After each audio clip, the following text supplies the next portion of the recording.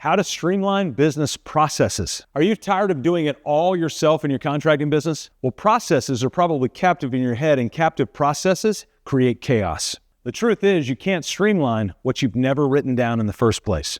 By the end of this video, you're going to know the difference between a captive process that's locked away and a documented process that is free to create chaos liberation.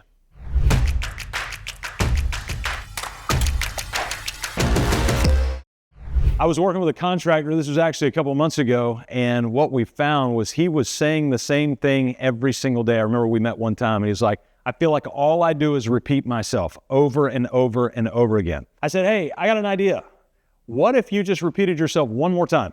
And I recorded it, and then anytime anybody has that question, you just send them the recording. And so we actually did that, and it turns out the next question was more of an HR question. Paid time off, how much paid time? And he's like, I am so sick of answering that question. I said, okay, what's your answer? And he answered it, and we put it into a handbook. It was the only policy in the handbook to start with. And so he introduced the new handbook to his team and had one policy, paid time off.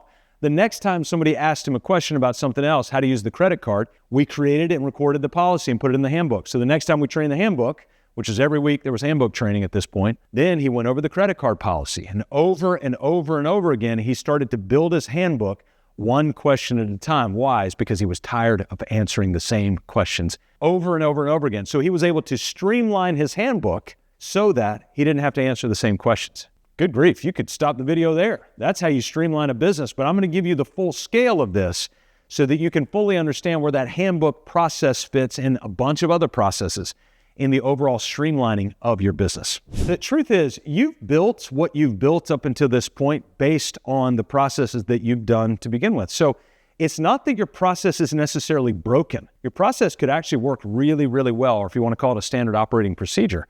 The truth is the process via which you delegate that to somebody else, that's what's broken. And so that's what has you in this loop of doing these things over and over and over again, feeling like you got to recreate the wheel every single day. Why? It's because it's a captive process. So captive process actually sounds like a good thing.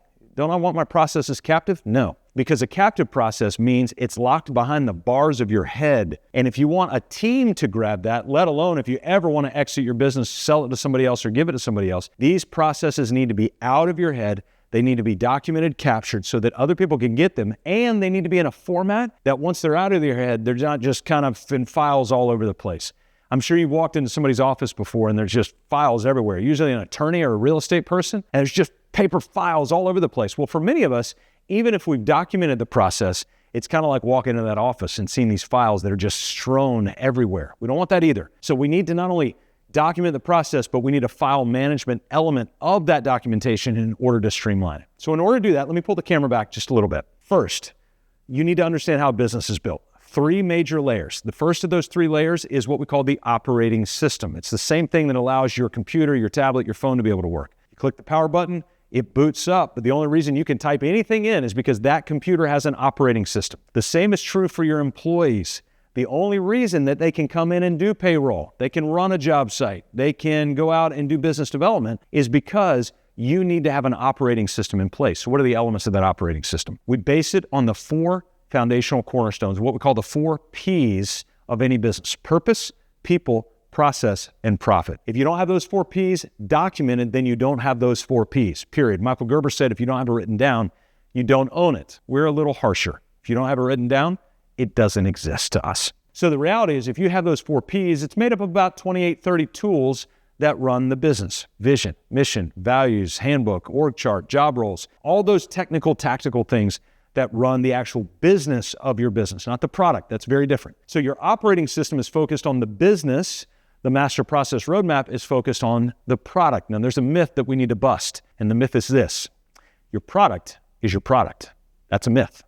Your product is not your product. The process by which you deliver your product is the product that you're actually selling. You're selling the process. So if you have all that process held captive in your head, you're selling yourself and nobody wants to buy you. I'm sure you're a nice person, but nobody wants to buy you. What we want to buy is the experience that you offer. And so think about this. I could go to 2 competing restaurants, 2 competing hotels, and they've got the exact same food or accommodation. So let's just take the restaurant. So tonight, I want a tomahawk steak. Both restaurants serve dry-aged tomahawk steaks. If you can get them in Wagyu, they're Wagyu. I don't even know the full details of all that, but you get my point, right? Super high-end, aged well. I'll be honest with you, I like my steak rare. Why anybody would get it beyond medium rare is beyond me. I don't understand it. Just eat leather, all right? So we go to this nice steakhouse, and we got two side by side, both serving tomahawk, both in mahogany tables, both with your favorite friends. Everything is exactly the same except this one thing. The server just brings the steak out and puts it right in front of you. There's no hi, there's no hello, there's no experience, there's no nothing. The second follows the methodology found in the book Unreasonable Hospitality, and they go over the top with the experience. So not only do you get the steak, but you get the experience, which is a virtue of the process. They're not selling the steak. They're selling the process around the steak because the steaks are the same. And I guarantee you, if you went to the steak with a better experience or the steakhouse with a better experience, then what you're going to do is tell me that that steak was better than the other steak, when in reality, they're the same steak, but the experience, the envelope around it was better. So your product is not your product. Your process is your product, and the processes are broken down into 4 core systems. This is what's called your master process roadmap: marketing, sales, ops, and admin. So if we can categorize your process, I think it's going to give you a better leg up to start actually documenting so that you can streamline, and streamlining comes through delegation. Actually, if you click on the link in the description below, I've got a powerful video on the power of delegation and how to do it. So make sure to click on that link below. All right, so let's actually practice. Let's streamline. You're not a steakhouse, you're probably a contractor, or you're a business owner of some kind. And so we want to go and take that master process roadmap, those 4 core systems: marketing, sales, ops, admin. So go ahead and get a sheet of paper, scratch sheet of paper. You can just doodle on a Post-it note. I don't care what you do, but put marketing, sales, ops, administration. Your admin's going to incorporate accounting and HR. And in that, I want you to set a timer for 15 minutes as soon as we're done with this video.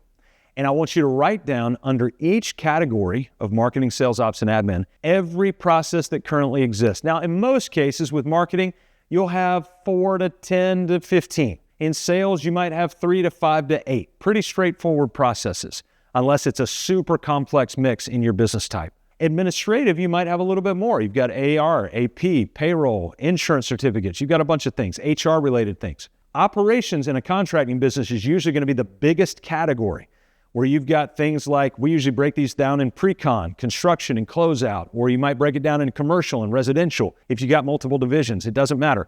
But you want to break these things out so you understand them. So if you want to start with operations, start with operations. If you want to start with the others, that's fine as well. But I want you to set your timer for 15 minutes, and I want you to do a categorical brain dump of every process that currently exists in your business. Just the title, not the details of each one, all right? So let's practice. Let's do operations.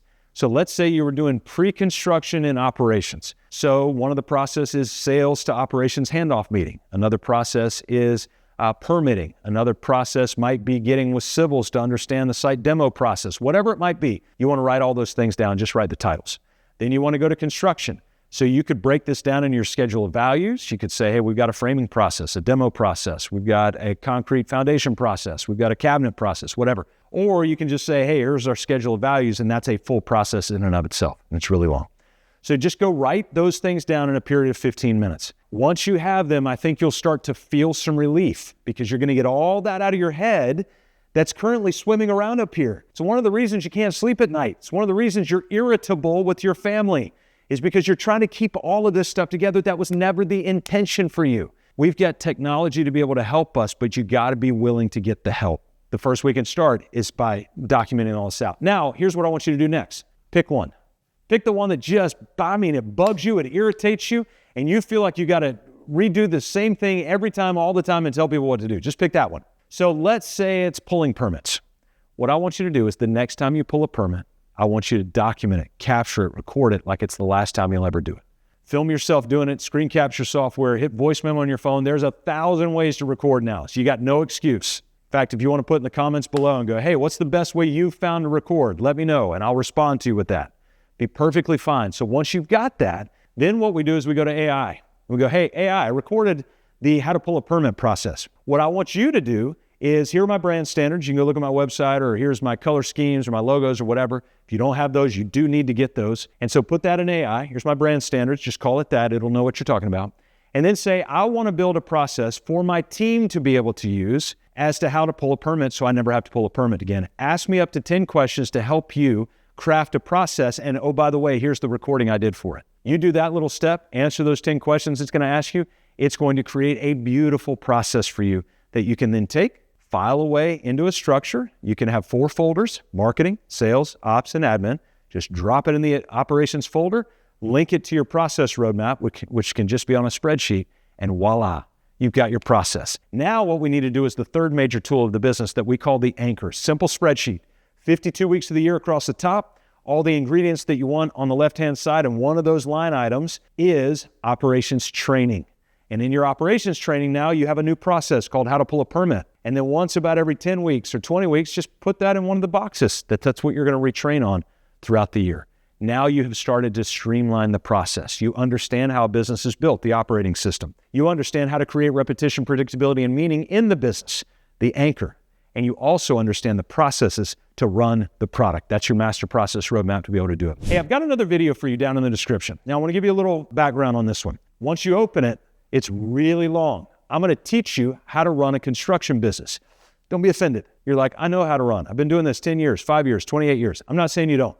What I am saying is, I think this masterclass, you could pick up some pearls of wisdom based on what I've already started talking about here. But I want to warn you, it is a masterclass. You want to get a snack. You want to have gone to the bathroom before. You want to get a notebook and sit down, and you will definitely want to close your email and remove distractions to sit down and let me walk you through one-on-one, just you and I, how to run a construction company and see if you can pick up some pearls so that you can streamline your business.